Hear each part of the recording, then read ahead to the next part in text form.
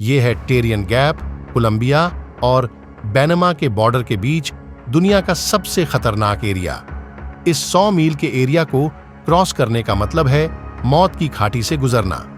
इसी एरिया के वजह से आज भी नॉर्थ अमेरिका और साउथ अमेरिका किसी भी रोड या रेल नेटवर्क से आपस में कनेक्टेड नहीं है। पूरी ह्यूमन हिस्ट्री में सिर्फ 7 दफा इस पूरे एरिया को किसी भी कार या जीप के जरिए क्रॉस करने की कोशिश की गई है। इतना खतरनाक होने के बावजूद कुछ लोगों के क्यों इस एरिया को क्रॉस करना बहुत ही जरूरी है। हर साल हजारों बल्कि लाखों लोग South American countries specially Colombia, Ecuador और वेनेजुएला से इस एरिया को क्रॉस करके एक अच्छी लाइफ का ड्रीम लिए सेंट्रल और नॉर्थ अमेरिका जाने की कोशिश करते हैं। 2022 में 2.5 लाख लोगों ने टेरियन गैप के थ्रू मैक्सिको फिर यूनाइटेड स्टेट जाने की कोशिश की, लेकिन इन 2.5 लाख में से कई 100 लोगों की इस गैप को क्रॉस करते हुए मारे गए। आखिर इस 100 मील के एरिया में ऐसा क्या है कि इसे दुनिया का सबसे खतरनाक एरिया माना जाता है, और इतना पैसा और टेक्नोलॉजी होने के बावजूद आज तक इस एरिया में रोड और रेलवे नेटवर्क बनाने की कोशिश क्यों नहीं की गई?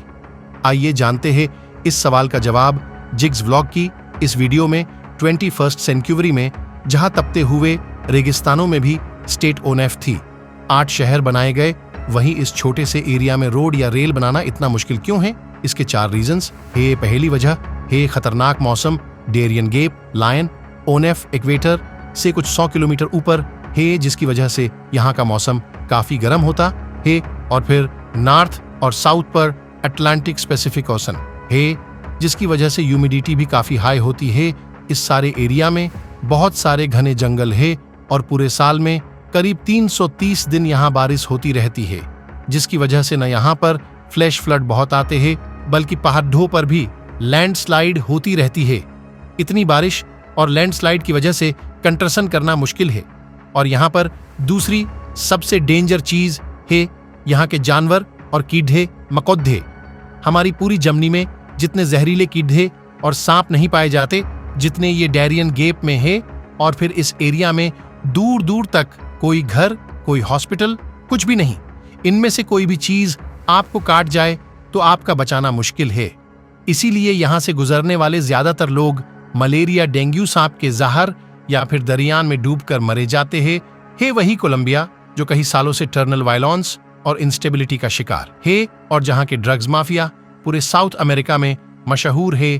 पूरी दुनिया में सबसे ज्यादा कोकीन कोलंबिया में बनती है, और ये सब यहाँ से सेंट्रल और नॉर्थ अमेरिका स्ट्रगल होती है।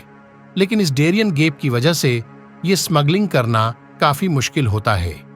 साउथ अमेरिका के ज्यादातर कंट्रीज भ्रष्टाचार, पॉलिटिकल इंस्टेबिलिटी के शिकार है, जिसकी वजह से लाखों लोग एक अच्छी लाइफ के लिए अपनी कंट्रीज को छोड़ DH कर कहीं और जाना चाहते हैं। और इन सब लोगों के लिए कुछ मिल दूर अमेरिका से बेहतर और कोई ऑप्शन नहीं। अमेरिका पिछले कुछ सालों से अपनी इमिग्रेशन पॉलिसी बहुत सख्त कर चुका है, जिसकी वजह से इन लोगों के पास एक ही हल बचता है कि वो इन लीगल तरीके से अमेरिका पहुंचे। लेकिन इसके लिए उन्हें अपनी जान खतरे में डालकर इस टेरियन गैप से गुजरना होगा।